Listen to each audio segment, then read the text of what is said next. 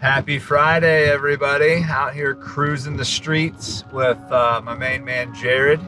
I wanted to give you guys a little strike update today. We're actually cruising in a little Hornet RT Plus. I'm actually rolling full battery right now, no gas engine. But anyway, I wanted to give you guys a strike update because it's really hard to find out what is going on with the big three and the UAW. Where are we at with this stuff? Right now, basically, what everything's gone down to is a vote to the UAW members. So if you see anything from the head of the UAW, he really says, hey, now it's up to the members of the UAW. You guys, you have your vote. Vote with what you want to vote. Do not listen to anybody else. It's your vote. And it sounded like Stellantis was a no problem. It was a landslide. They were in. Everybody voted for it. Ford and GM had it was very close, a lot of like 50-50 splits on the votes coming down to just single digit percentages. Sounded like Ford has ticked past, and I will say as of Friday morning, it sounds like GM is also in the clear now, but at first it sounded like GM was having some issues and everybody was trying to pinpoint some of the reasons why General Motors UAW employees may not have voted to pass. And so one of the big things that they said that they thought might have been is because Mary Barra's wages were extremely high compared to others. Again, that's all just speculation that maybe that's why they voted.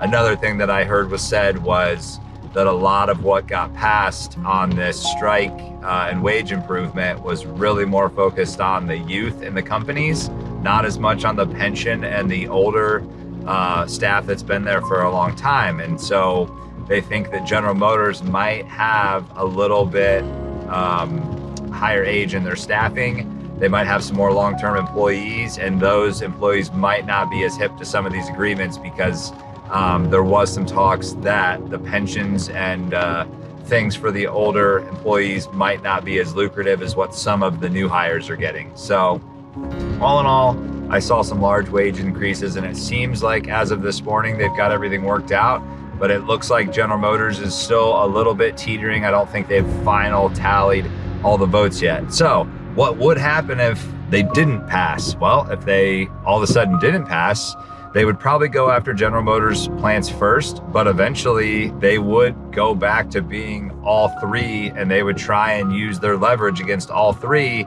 to get them to get a contract written up that meets the terms that General Motors UAW employees want. So it sounds like everything is pretty much final, but we've heard that for a couple weeks now. So we'll have to tune in and just kind of stay dialed into the news today and see what happens Friday afternoon with these final votes, and if they finally get this thing done and over with so we can all get back to work. I mean, everybody is back to work, but we can just focus on work and not focus on is the strike final yet or not. Thanks for tuning in, guys. If you have any questions, please drop them below in the comment section. We would love to chit chat about questions, opinions, or concerns you guys have with any of this information. So we're only getting it as fast as we can find it, and bear with us because it changes by the minute. But thanks for tuning in, guys.